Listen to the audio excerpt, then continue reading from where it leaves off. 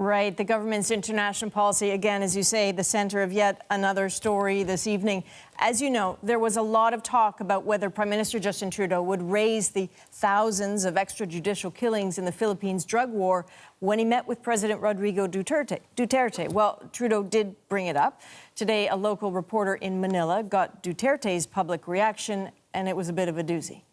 You responded to Prime Minister Trudeau's concerns over killings by explaining to him the news report? I said, I will not explain. It is a personal and official insult. It angers me. When you are a foreigner, you do not know exactly what is happening in this country. I will answer the fisherman and the farmer, and I will explain to them patiently why it is so. But I will never, never allow a foreigner to question me. So it sounds like Trudeau's concerns about human rights got a bit of a frosty reception with Duterte. Of course, that is not how he put it. It's very much what people expect of Canada, and it comes as no surprise when we do bring it up. This is something that is important to Canadians and it's important to the world, and I will always bring that up.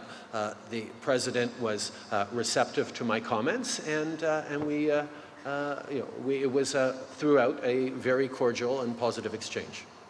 Cordial and positive, obviously a different perspective of the conversation. The fact is, raising human rights in Asia can be irritating over there, burning a bit of precious goodwill. The White House says Donald Trump touched on the subject briefly with Duterte. Philippine officials dispute he even did that. So when it comes to Canada's strategy and its history of pushing human rights abroad, is Trudeau out of line? We showed both Duterte and Trudeau's statements today to Hugh Stevens, a veteran Canadian diplomat. His reaction? Clearly, Mr. Duterte felt defensive, I thought. He wanted to show he was a tough guy. He was going to stand up for himself and for the Philippines. It's kind of his style. I will never, never allow a foreigner to question me. You know, his reaction, frankly, was unwarranted and extreme.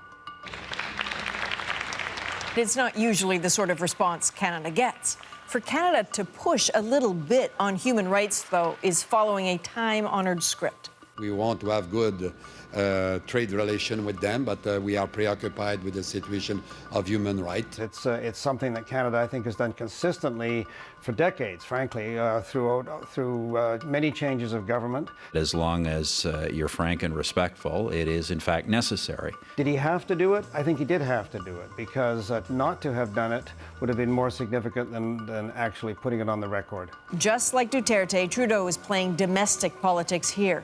He was voted in on things like progressive trade and liberal values. If we actually have any values that we profess to embrace, then I think it's incumbent upon us to make sure that when our leaders go abroad, that they take opportunities to raise those sorts of issues. Then Canada shakes hands and just moves on.